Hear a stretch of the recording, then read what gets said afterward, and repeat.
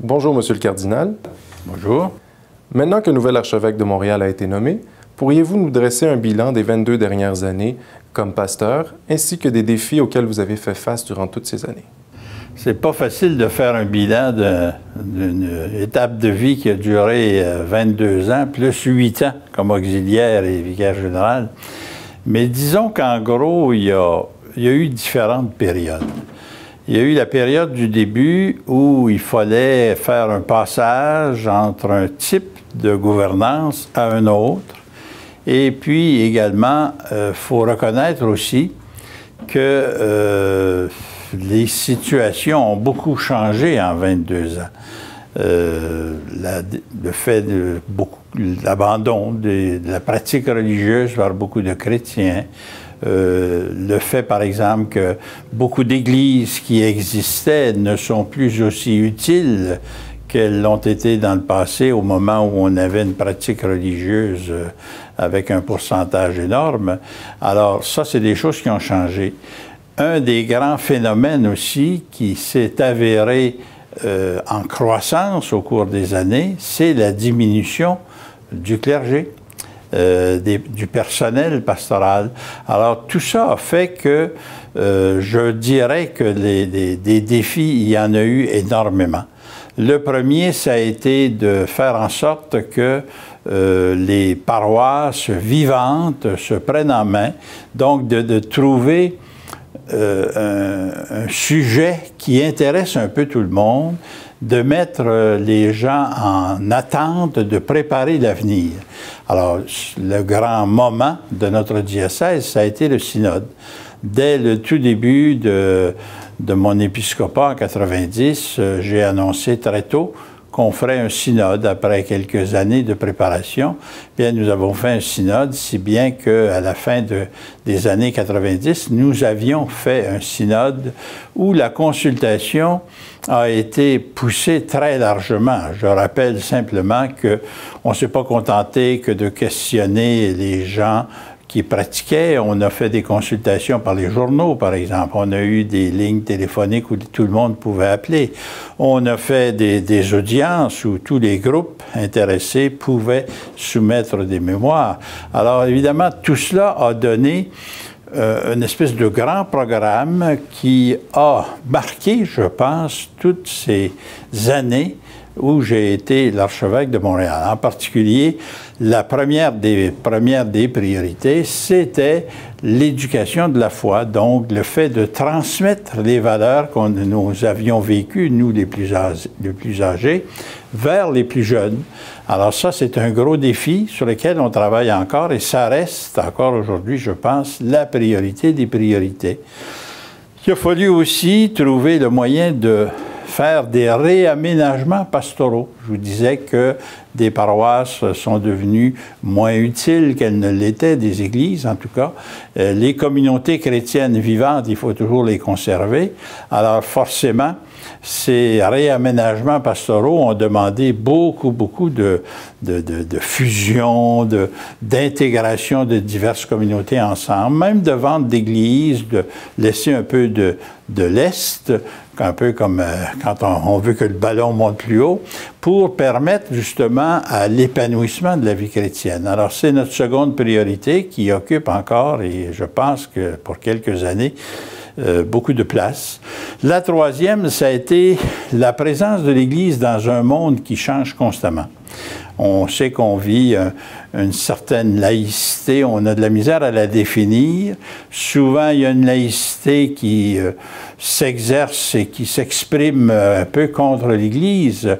Par ailleurs, il est important que l'Église soit au service du monde. Ça a été un des grands thèmes du synode, du Concile Vatican II, la présence de l'Église au monde. Alors, la présence de notre Église auprès de, particulièrement des gens les plus pauvres, les plus délaissés, les plus abandonnés. Et c'est ce qui nous a amené à mettre sur pied des services, je dirais pas nouveaux parce que ça exerçait, mais mieux organisés. Je pense à, par exemple, toute la présence auprès des malades à domicile.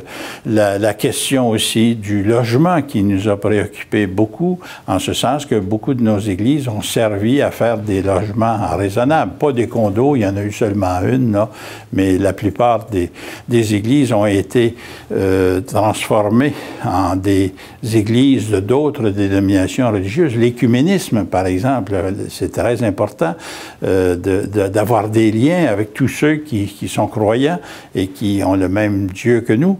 Alors, c'est tous des services qu'on a mis en place. Et le dernier point sur lequel on travaille encore aujourd'hui, je pense, et qu'on aura à travailler, c'est les vocations sacerdotales et religieuses, tous les engagés de l'Église, le remplacement aussi des prêtres par des agents de pastoral laïque. Alors tout ça a permis de faire une Église qui est encore très vivante et très engagée. Alors en gros, c'était la trame de fond qui a toujours, je pense, été là au niveau du diocèse et qui devra se continuer, je pense, compte tenu de la situation actuelle, parce que pour les prochaines années, ça peut changer n'importe quand. Hein. On sait que le monde évolue très rapidement, mais à court terme, là, à vue d'œil, je pense bien que les 4 ou 5 prochaines années vont nous permettre de continuer un message comme celui-là avec une orientation pastorale qui est assez semblable. Quel est le moment le plus mémorable de votre pastorat? J'aurais de la misère à en trouver qu'un. Il y en a eu plusieurs. Hein? Entre autres, je pense, je vous ai signalé le synode, les conclusions du synode, tout ça, ça a été un moment fort, un moment de travail fort intense. Je rends grâce d'ailleurs au Seigneur d'avoir eu les collaborateurs que j'ai eus pour faire ce synode. Seul, je n'aurais pas été capable de le faire, mais ça a été le lancement du programme pastoral, le lancement de notre fameux projet « Ensemble annoncer Jésus-Christ » qui est encore, je pense, très alimentant pour la majorité des communautés chrétiennes. Alors ça a été sûrement un moment très fort. Il y en a eu d'autres aussi au plan personnel. Je pense au moment où des synodes que j'ai vécus. J'ai eu la chance de vivre 2 synodes importants de l'Église. Les synodes, comme vous le savez, c'est la façon qu'a trouvé le pape Paul VI pour vivre une certaine collégialité avec les évêques. Alors, j'ai été participant, moi, du synode sur la vie consacrée. Un synode, donc, toute la question des vocations religieuses en particulier, et du synode aussi d'Amérique. Le pape Jean-Paul II avait demandé que tous les continents fassent un synode pour le continent. Et je me souviens d'avoir eu la chance, parce que je pense que c'est une chance absolument extraordinaire, d'avoir été impliqué dès les tout débuts dans la préparation de ce synode, dans son organisation, dans les responsabilités à l'intérieur du synode. J'étais chargé du message en particulier, et évidemment dans ces suites, auxquelles d'ailleurs je suis encore un des membres du comité du suivi du synode d'Amérique. Jusqu'à preuve du contraire, on ne m'a pas remplacé encore, même si ça fait déjà quelques années que ça a eu lieu. Alors ça, c'est des moments forts parce que c'est des moments où on prend davantage conscience de l'universalité, de la catholicité de l'Église, puisque vous avez des évêques qui viennent de tous les horizons, de tous les continents, et qui, ensemble, conseillent le Saint-Père dans les orientations. Le synode, comme vous le savez, se termine toujours par une exhortation apostolique. Alors, les exhortations apostoliques qui sont sorties de ces 2 synodes auxquels j'ai participé ont été des documents encore très marquants pour l'Église. Celui en particulier sur le synode d'Amérique a, comme les autres d'ailleurs, n'a pas été le seul, mais a donné naissance à ce grand mouvement actuel en faveur d'une nouvelle évangélisation, à ce point d'ailleurs que le prochain synode qui se tiendra au mois d'octobre va porter là-dessus avec un nouvel organisme qu'a mis en place le pape Benoît XVI sur la question de l'évangélisation nouvelle qui nous préoccupe énormément à l'échelle du monde. Alors ça, c'est des moments forts. Ensuite, bien, le moment où j'ai été fait cardinal, je ne m'attendais pas du tout à cette décoration, devrais-je dire, mais c'est sûr que c'est des moments très intenses pour l'Église d'ici et pour soi-même, puisqu'à ce moment-là, on devient d'une certaine façon un collaborateur encore plus étroit du Saint-Père. D'abord en ayant comme mission d'élire le pape en cas de décès ou de démission, parce qu'on ne sait jamais si le pape ne pourrait toujours le faire, et également aussi d'être un consultant en faisant partie de diverses congrégations romaines, qui sont un peu comme les ministères du gouvernement. Et bon, j'ai fait partie, et je fais encore partie d'ailleurs, d'un certain nombre de ces grands organismes qui voient à planifier toute la pastorale de l'Église dans ces domaines-là. Alors ça, c'est des choses importantes. Et le moment peut-être le plus fort que j'ai vécu, c'est vraiment la mort de Jean-Paul II et son remplacement par Benoît XVI. Ça, c'est une expérience qui est absolument unique. D'ailleurs, tous les cardinaux ont vécu là une expérience, pour la plupart, tout à fait neuve. Hein. Seulement 2 des cardinaux électeurs n'avaient pas été nommés cardinal par le Saint-Père Jean-Paul II. Alors forcément, il y avait le cardinal Ratzinger et le cardinal Baun, qui étaient les 2 seuls qui avaient vécu des expériences antécédentes parce qu'ils avaient été nommés par Paul VI. Alors évidemment, ça c'est des moments dont on se souvient toute sa vie, les grandes cérémonies, les funérailles du Saint-Père ou la jeunesse du monde entier. Je pourrais rajouter les Journées mondiales de la jeunesse que j'ai vécues comme... Enfin, j'ai fait des catéchètes à la plupart de ces grands moments. Aujourd'hui, ben, je laisse la place à des plus jeunes, non? Mais il reste que ce sont des moments très forts dans l'Église. Et au point de vue diocésain, bien sûr, je pense à toutes ces rencontres qu'on a faites, ces grands congrès, des prêtres, congrès des laïcs aussi, que chaque année on fait avec les animateurs, animatrices de pastorale. Alors ça, c'est tous des moments de bonheur. Ma tournée des Noëls dans toutes les régions. Enfin, vous voyez, il y a eu énormément de moments forts importants. Pour moi, en tout cas, et j'espère pour les gens que ça a eu un certain bonheur aussi, parce qu'on a essayé de constituer une Église où les gens s'entraident, les gens s'aident et les gens s'aiment. C'est important, ça. Comment décrirez-vous la situation de l'Église catholique dans le monde et plus particulièrement au Québec? Comment voyez-vous l'avenir de notre Église en général? C'est pas facile de faire une description. Disons que vous savez sans doute que j'ai eu la chance, moi, de faire des études dans le domaine social, dans la doctrine sociale de l'Église, en sociologie. Et évidemment, je porte sur l'Église un regard qui est marqué un peu par cette science de la connaissance des peuples. Et évidemment, c'est pas facile de décrire avec certitude un monde dont la caractéristique majeure est l'accélération de l'histoire. Bon, prenons simplement le domaine des communications. Vous le savez, vous travaillez là-dedans, vous autres.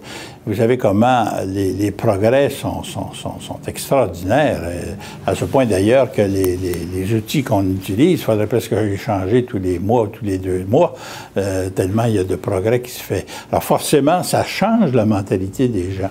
En plus, les méthodes éducatives ont changé énormément avec toutes les iPods, les téléphones cellulaires, toutes ces YouTube et puis ces machins, où on apprend moins des choses avec sa mémoire et on se contente d'aller constamment chercher une réponse immédiate avec le fait que la certitude de la recherche en profondeur est abandonnée au profit d'une vitesse qui apporte souvent beaucoup d'erreurs.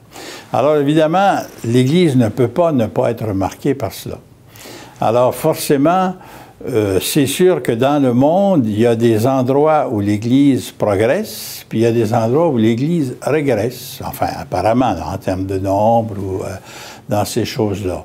Moi, je reste profondément convaincu que la majorité des humains sur la Terre, tôt ou tard, se pose le problème de l'immortalité en particulier. La mort reste un phénomène qu'on peut oublier, qu'on peut farder, sur lesquels on peut s'étourdir pour ne pas le voir, mais il reste que tôt ou tard, il faut y faire face. Et à ce moment-là, se pose en profondeur les questions « Pourquoi je vis? Qu'est-ce que je fais? Qu'est-ce qui arrive après? » Alors forcément, je pense que même la technique la plus poussée aujourd'hui ne peut pas éluder ou mettre de côté la question de l'existence d'une cause première. Hein? Comme disait Voltaire, qu'on ne peut pas soupçonner d'avoir été un grand catholique, je ne peux croire que cette horloge marche et n'est point d'horloger. Lui-même se posait peut-être pas une question fondamentale sur le catholicisme, mais au moins sur l'existence du monde. Alors forcément, ça, je pense que ça va rester. Et ça amène, tôt ou tard, un retour vers la spiritualité. Et la spiritualité, ben, l'endroit où ça se vit le mieux, c'est à l'intérieur d'une religion, d'une approche religieuse. Il faut avoir une certaine foi, une spiritualité désincarnée ou une spiritualité du quotidien, de l'immédiateté, ça ne va pas très loin. Alors donc, je ne suis pas pessimiste, moi, sur l'avenir de la croyance qui va faire partie de l'avenir du monde. Par ailleurs, il est certain que la façon de vivre cela, la façon de se réunir, va changer. Hein? Elle a changé énormément. On passe d'un monde où le communautaire, ou le groupe, ou toute l'influence du groupe sur le monde, au profit d'une certaine personnalisation, au profit d'une individualité qui est de plus en plus grande, c'est au détriment un peu du communautaire. Or, la religion catholique, il faut bien reconnaître que c'est une religion qui n'est pas qu'une religion personnelle. C'est une religion où on vit en contact avec d'autres. Notre grand commandement, c'est d'aimer Dieu, bon, mais c'est d'aimer aussi ses frères. Et pour aimer ses frères, il faut être en contact avec eux. Hein, et pas simplement des contacts virtuels qu'on s'imagine parce qu'on a 50 ou 100 ou 200 amis sur YouTube, qu'on est en contact avec bien du monde. C'est pas tout à fait cela. Le contact, l'amour humain, par exemple, et c'est pas pour rien que vous trouvez chez les jeunes ce désir d'avoir un couple qui dure. Même si on sous les yeux des exemples de dissolution presque constante. Hein, alors, parce que ça fait partie de l'humanité. Et c'est tellement vrai que même pour atteindre Dieu, il faut passer par ses frères. Hein. Nul ne peut dire qu'il n'aime Dieu qu'il ne voit pas, s'il n'aime pas ses frères qu'il voit tous les jours. C'est dans les textes évangéliques, ça. Alors, évidemment, de ce côté-là, quel sera l'avenir de tout cela? C'est un peu comme le jeu du balancier, hein? On passe du communautaire vers l'individuel. De l'individuel, est-ce qu'on reviendra à un certain communautarisme? Je l'espère, parce que le monde a besoin de cela. On a besoin de refaire nos relations. On a besoin de réapprendre le vrai respect de l'autre, le vrai respect pour l'homme de la femme pour l'homme, le vrai respect aussi de ce qui fait le désir le plus profond de l'être humain. Alors, je pense qu'il y a un avenir pour la religion. Peut-être pas à court terme, mais à long terme. Alors, de ce côté-là, moi, je ne suis pas pessimiste, mais il est évident qu'actuellement, au Québec, on n'a pas encore atteint le creux du sommet de la vague, comme disait l'humoriste. On a l'impression qu'on a tellement besoin de se libérer de certaines choses qu'on ne voit pas le bienfait de tout ce passé où il n'y avait pas que du mauvais. Hein? Alors, je pense que ça va revenir. Je suis un homme d'espérance.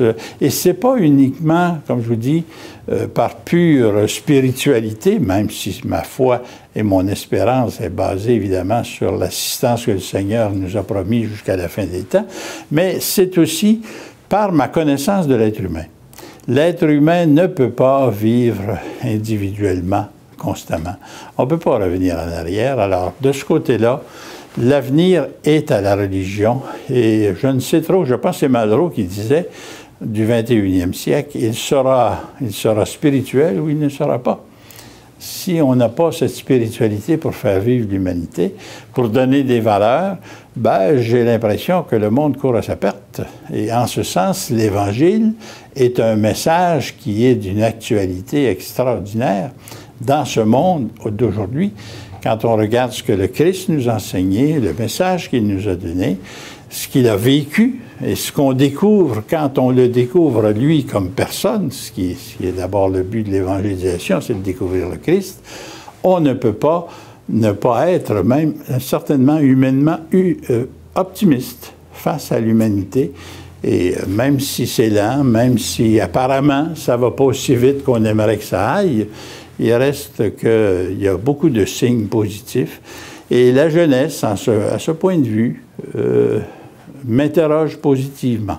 Parce qu'il y a des valeurs chez elle qui me semblent des valeurs sur lesquelles on peut en faire des pierres d'achoppement pour donner le message de Jésus-Christ. Pour terminer, Monsieur le cardinal, auriez-vous un message à adresser à ceux et celles qui vous écoutent présentement? Alors, en terminant, je voudrais vous laisser, non pas un testament, parce que je n'ai pas l'intention de mourir demain matin, quoi qu'on se met dans les mains de Dieu, mais un message d'espérance. Et vous inviter à continuer à supporter votre Église, à supporter votre évêque. Ce n'est plus moi, c'est quelqu'un de très différent de moi, mon ami Christian Lépine, mais je suis sûr que Christian partage tout à fait ces valeurs qui ont été les miennes et qui sont les valeurs, au fond, de l'Église d'aujourd'hui, de l'Église que nous propose le Saint-Père, de l'Église qu'il propose en nous invitant à nous engager dans la nouvelle évangélisation. Faites tout ce que vous pouvez pour aimer vous-même Jésus-Christ, le découvrir comme personne, découvrir cet être absolument séduisant qui, encore aujourd'hui, peut nous engager sur des voies dont l'humanité peut trouver son profit. Et ces voies, ce sont l'Évangile, ce sont les grands messages de l'Évangile, c'est l'histoire de l'Église, c'est les grandes traditions qui sont les nôtres. Et en ce sens, je vous invite à continuer à vous engager dans cette Église et à être pour le monde un témoignage. Vous savez, je pense que c'est Félix Leclerc qui disait souvent que c'est pas parce qu'un pommier il est vieux qu'il donne de vieilles pommes.